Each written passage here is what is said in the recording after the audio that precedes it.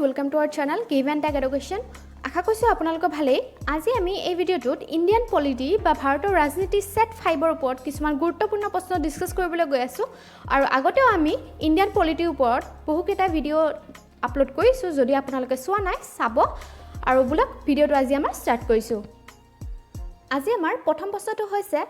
Who appoint Secretary General of the Lok Sabha? লোকসভাৰ মহাসচিবজনক কোনে নিয়োগ কৰে হেতু দিছে। সো ইয়াৰে কাৰেক্ট আনসাৰটো হৈছে option A speaker of the লোক সভা মানে লোকসভাৰ স্পিকাৰজনে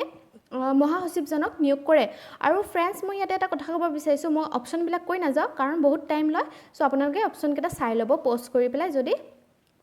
চাব বিচাৰে okay. Our next question is, the President of India is integral part of তলতীয়া কোনটোৰ ভাৰতৰ ৰাষ্ট্ৰপতি integral part হয়। So ইয়াৰে correct answer to কোনটো হ'ব সকলোৱে জানে চাগে হেতু হৈছে parliament. Option B is the correct answer মানে পাৰ্লিয়ামেন্টৰ ভাৰতৰ ৰাষ্ট্ৰপতি এটা integral part হয় okay। Our next question is, which article of the Constitution envisage free and compulsory education for the children up to the age of 14 years মানে প্ৰশ্ন সুধিছে যে সংবিধানৰ কোনটো অনুচ্ছেদে শিশুৰ 14 বছৰ বয়সলৈকে বিনামূলীয়া আৰু বাধ্যতামূলক শিক্ষা দিয়াৰ কথা উল্লেখ আছে কোনটো আৰ্টিকলত। সো ইয়াৰ কাৰেক্ট আনসাৰটো হৈছে আৰ্টিকল 45। আৰ্টিকল 45ৰ মানে শিশুসকলক 14 বছৰ বয়সলৈকে বিনামূলীয়া আৰু বাধ্যতামূলক বা ফ্ৰী এণ্ড কম্পালসৰি এডুকেশ্যনটো দিয়াৰ কথা উল্লেখ আছে মনত ৰাখিব article 45। Our next question is, who among the following was the constitutional advisor to the Constituent Assembly of India মানে অৰ্থাৎ তলৰ কোনজন ভাৰতৰ সংবিধান সভাৰ সাংবিধানিক পৰামৰ্শদাতা বা এডভাইজাৰ আছিলে হেতু দিছে। সো ইয়াৰ কাৰেক্ট আনসাৰটো হৈছে অপচন ডি ডক্টৰ বি.এন. ৰাওৱে আছিলে adviser okay. Our next question is, the 73rd constitutional amendment is related to 73rd শাসনতান্ত্ৰিক বা সাংবিধানিক সংশোধন কিহৰ লগত জড়িত হয় হেতু দিছে। সো ইয়াৰ কাৰেক্ট আনসাৰটো হৈছে অপচন সি পঞ্চায়ত ৰাজৰ লগত 73rd constitution amendment টো জড়িত মনত ৰাখিব পঞ্চায়তী ৰাজটো 73rd amendment ওকে মনত ৰাখিব। আৰু এটা মই এডিশনালি ইয়াতে কৈ গৈছো ফাইনান্স কমিশন যেটো আছে ফাইনান্স কমিশনটো হৈছে আৰ্টিকল 280 লগত ডিল কৰে ওকে। আৰু ইলেকশন কমিশনটো হৈছে কিমানৰ লগত আৰ্টিকল 324 লগত ডিল কৰে ওকে। এখিনি এডিশনালি মনত ৰাখিব। আৰু পঞ্চায়তী ৰাজ যেটো আছে এই পঞ্চায়তী ৰাজটো কনস্টিটিউশনৰ কেতিয়াবা এটো আহিছে যে পঞ্চায়তী ৰাজটো কনস্টিটিউশনৰ কোনটো পাৰ্টত আৰু কোনটো শিডিউলত পৰে বা ডিল কৰে। তো পঞ্চায়তী ৰাজটো পাৰ্ট কনস্টিটিউশনৰ পাৰ্ট 9 ওকে আৰু শিডিউল 11 মনত ৰাখিব এটো হৈছে পঞ্চায়তী ৰাজ হয় okay. Our next question is,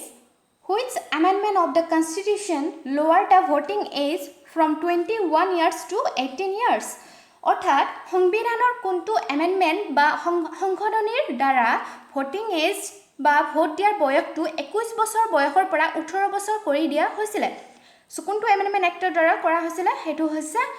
61st option C is the correct answer 61st amendment act জৰিয়তে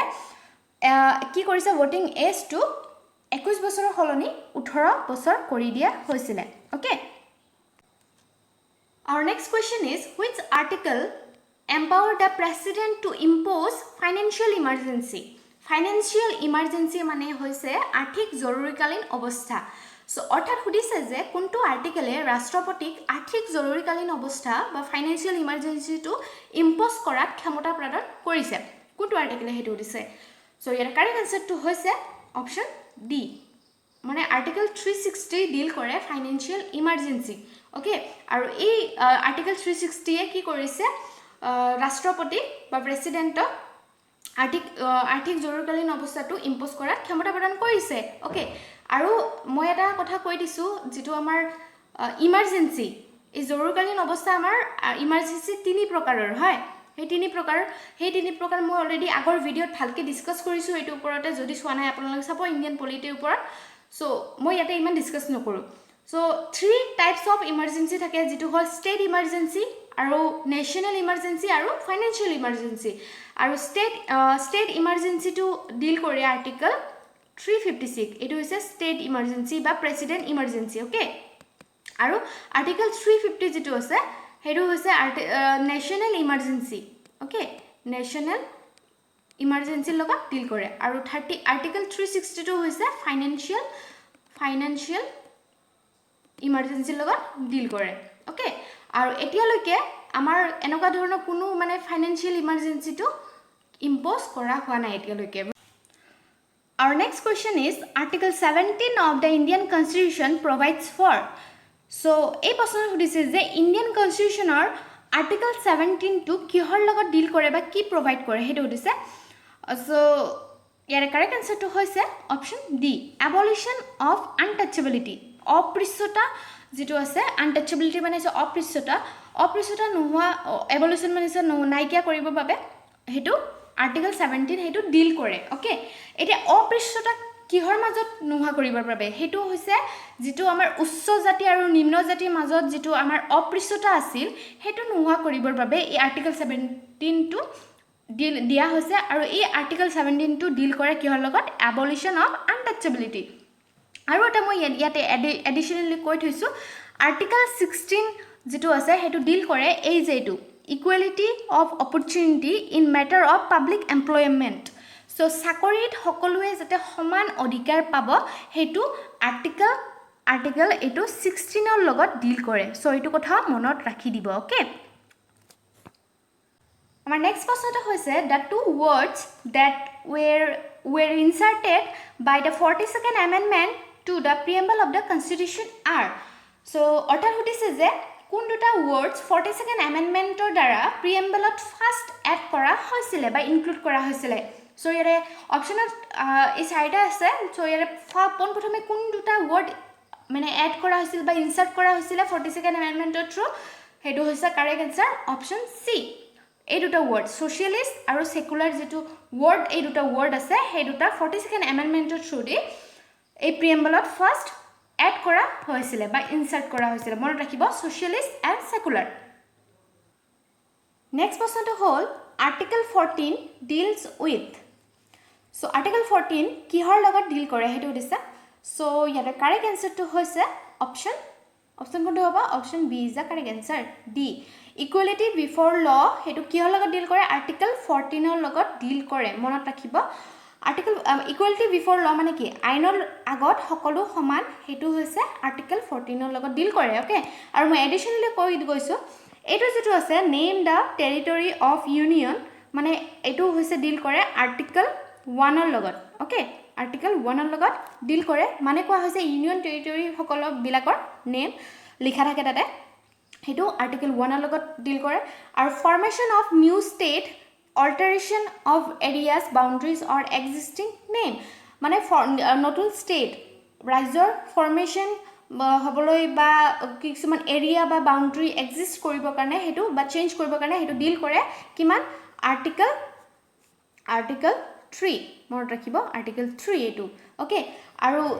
এটো যেটো আছে loss inconsistent with or in derogation of the fundamental rights এটো ডিল কৰে আৰ্টিকল 13 মনত ৰাখিব আৰ্টিকল 13 সো এডিশনালি এখিনি মই অলৰেডি অপচনত থকা কেটা কৈ দিলো সো এইকেটা মনত ৰাখিব ইম্পৰ্টেন্ট হয় okay our next question is article 19 deals with article 19 কিহৰ লগত ডিল কৰে হেতু দিছে সো কারেক্ট আনসারটো হৈছে option B is the correct answer protection of certain rights regarding freedom of speech etc মানে বাক স্বাধীনতাক প্ৰটেক্ট কৰে হেতু কিহৰ লগত ডিল কৰে হেতু হৈছে আৰ্টিকল 19 ৰ লগত ডিল কৰে আৰু মই এডিশনালি ইয়াতে কৈ গৈছো যেটো হৈছে protection of life and যেটো আছে লিবাৰ্টি পাৰ্সোনাল লিবাৰ্টি এটো ডিল কৰে আৰ্টিকল 21 ওকে মানে কোৱা হৈছে protection of life আমাৰ যেটো ব্যক্তিগত স্বাধীনতা আৰু জীৱন যেটো আছে হেতু protection কৰে হেতু আৰ্টিকল 21 ৰ লগত জড়িত বা ডিল কৰে ওকে আৰু আৰ্টিকল 19 টো কি কৈছিল বাক স্বাধীনতা যেটো আছে বাক স্বাধীনতা আমাৰ protection কৰে হেতু ডিল কৰে article 19 to Our next question is the age of retirement of the judges of the High Court is. High Court or judge বা ন্যায়াধীশ এজনৰ ৰিটায়াৰমেণ্ট এজ বা বয়স কিমান হয় হেতু দিছে এটো কোৱেশ্চন প্ৰায় আহে বা ৰিপিটেড হয় সো ইয়াৰ কাৰেক্ট আনসাৰটো হৈছে 62 years option A is the correct answer so 62 পৰা 65 ৰ ভিতৰত কি হয় হাই কোৰ্টৰ জাজ বা ন্যায়াধীশ এজনৰ ৰিটায়াৰমেণ্ট এজ হয় মনত ৰাখিব আৰু কেতিয়াবা সুপ্ৰিম কোৰ্টৰ জাজ এজনৰ কথা সুধি দিয়ে সুপ্ৰিম কোৰ্টৰ জাজ বা ন্যায়াধীশ এজনৰ ৰিটায়াৰমেণ্ট এজ সুধি দিয়ে তো হেতু হ'ব 65 years okay 65 years retirement age হয় মনত ৰাখিব ৰিটায়াৰমেণ্ট এজ এটো কোনটো সুপ্ৰিম কোৰ্টৰ okay Our next question is the first Governor General of India was. এই কোৱেশ্চনটো মই আগৰ ভিডিওটো লৈছো ৰিপিট কৰি আছো এই কোৱেশ্চনটো কাৰণ বহুতৰ এই কোৱেশ্চনটো লৈ পেলাই কনফিউজনিং হয় সো এই কোৱেশ্চনটো মই আকৌ এবাৰ লৈছো এবাৰ ভালকে মনত ৰাখিব সো প্ৰথম সুধিছে যে আমাৰ ইণ্ডিয়াৰ গভৰ্ণৰ জেনেৰেল কোন হয় ফাৰ্স্ট পোন প্ৰথম গভৰ্ণৰ জেনেৰেল কোন হয় ইণ্ডিয়াৰ হেতু দিছে সো ইয়াৰে ডাইৰেক্ট এটো কাৰেক্ট আনসাৰ কোনটো হ'ব lord William Bentinck was the first governor general of India তেওঁ হৈছে ইণ্ডিয়াৰ হয় বাট বহুতে ওয়াৰেন হেষ্টিং যেটো লৰ্ড ওয়াৰেন হেষ্টিং বুলি কয় বাট লৰ্ড ওয়াৰেন হেষ্টিং টু হৈছে first governor general of Bengal মনত ৰাখিব ইয়াতে কনফিউজন নহব নেটতো কিছুমান ভুল থাকে লৰ্ড উইলিয়াম বেন্টিং টু হৈছে ইণ্ডিয়াৰ first governor general Lord Warren Hastings টু হৈছে first governor general of Bengal আৰু এটা এডিশনালি কৈছো লৰ্ড কেনিং টু হৈছে first viceroy of India okay মনত ৰাখিব এটো এনেকুৱা ধৰণৰ কোৱেশ্চন ৰিপিটেড হয় আৰু কনফিউজনিং হয় সো মনত ৰাখি দিব Our next question is the Constitution of India describe the country as Constitution এ আমাৰ ইণ্ডিয়াখনক কি কাউন্ট্ৰি হিচাপে ডেসক্ৰাইব কৰে হেতু দিছে এই কোৱেশ্চনটো প্ৰায় ৰিপিটেড হয় ইম্পৰ্টেন্ট হয় সো ইয়াৰ কাৰেক্ট আনসাৰটো হৈছে কি বুলি কয় India as a union states বুলি আমি সকলো জানো হয় না সো ইয়াৰ কাৰেক্ট আনসাৰটো হৈছে option A is the correct answer The Constitution of India describe the country as a union of states আৰু union of states মানে টোটাল আমাৰ কিমানখন স্টেট 29 স্টেট হয় সো আমাৰ ইণ্ডিয়াখনক India as a union states বুলি কোৱা হয় ওকে মনত ৰাখিব Our next question is the concept of Constitution first originate in conceptor কথা সুধিছে ইয়াতে কনসেপ্ট মানে হৈছে ধাৰণা সো প্ৰশ্ন সুধিছে যে সংবিধানৰ ধাৰণাটো বা কনসেপ্টটো পোন প্ৰথমে কৰ পৰা এৰাইজ বা অৰিজিনেট হৈছিল হেতু দিছে কৰ পৰা হৈছিল কনসেপ্টটো হেতু হৈছে ব্ৰিটেইনৰ পৰা option B is the correct answer মানে সংবিধানৰ যেটো ধাৰণা আছে হেতু ব্ৰিটেইনৰ পৰা এৰাইজ বা উদ্ভৱ হৈছিল ওকে আৰু ৰিটেন কনস্টিটিউশন যেটো আছে ৰিটেন কনস্টিটিউশন হেতু কৰ পৰা এৰাইজ হৈছিল হেতু হৈছে ইউএছ ওকে আৰু আমাৰ ইণ্ডিয়া এখনো কি হয় ৰিটেন কনস্টিটিউশন হয় আমি জানো India is a written constitution আৰু ইণ্ডিয়াখনে হৈছে আটাইতকৈ আমাৰ লেন্ডিয়াস কনস্টিটিউশন হয় ওয়াৰ্ল্ডৰ ভিতৰত মনত ৰাখিব okay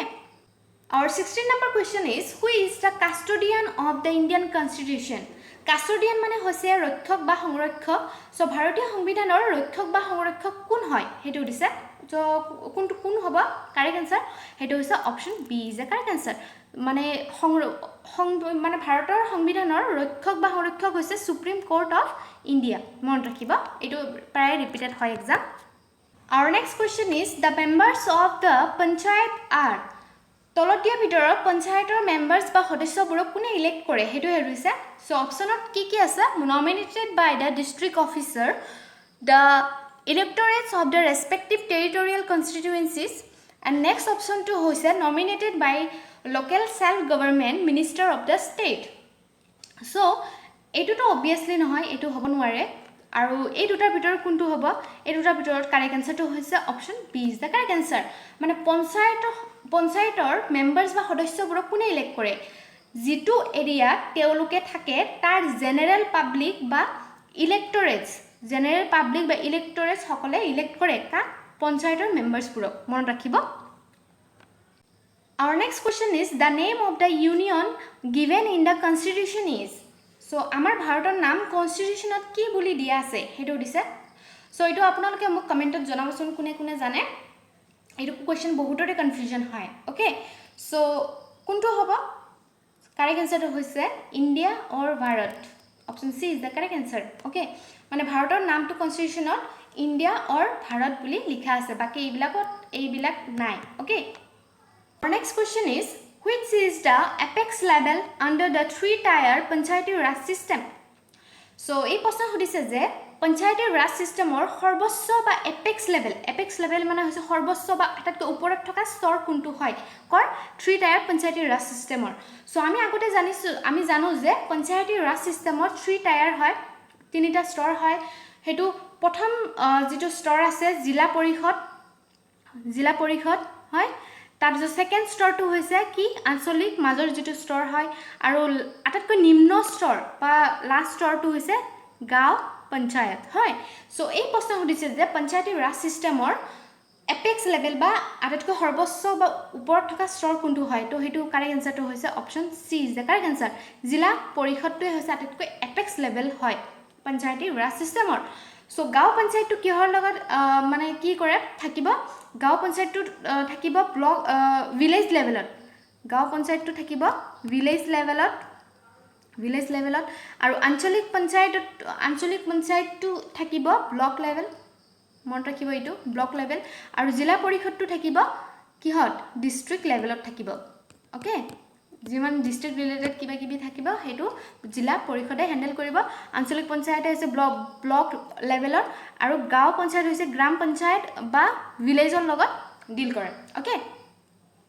Our 20 number question is the first meeting of Constituent Assembly was held on. Our সংবিধান সভাৰ প্ৰথমখন মিটিং কেতিয়া হৈছিল হেতু দিছে কেতিয়া হৈছিল আপোনালোকে এইটো কোৱেশ্চন জানিব লাগে আপোনালোকে মোক কমেন্টত জনাব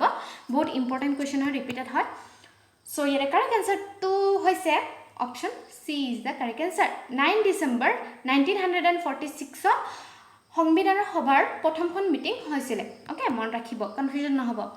So friends, আজিলৈ ইমানেই আজি আমি 20টা কোৱেশ্চন ডিসকাস কৰিলো আৰু আগতেও আমি অলৰেডি বহুকেটা ইণ্ডিয়ান পলিৰ ওপৰত অলৰেডি ভিডিও ডিসকাস কৰিছো যদি আপোনালোকে চোৱা নাই চাব সো আজিলৈ ইমানেই ভিডিওটো যদি ভাল লাগিছে তেনেহলে লাইক কৰিব শেয়াৰ কৰিব আৰু সাবস্ক্ৰাইব কৰিব নাপাহৰিব so thanks for watching have a nice day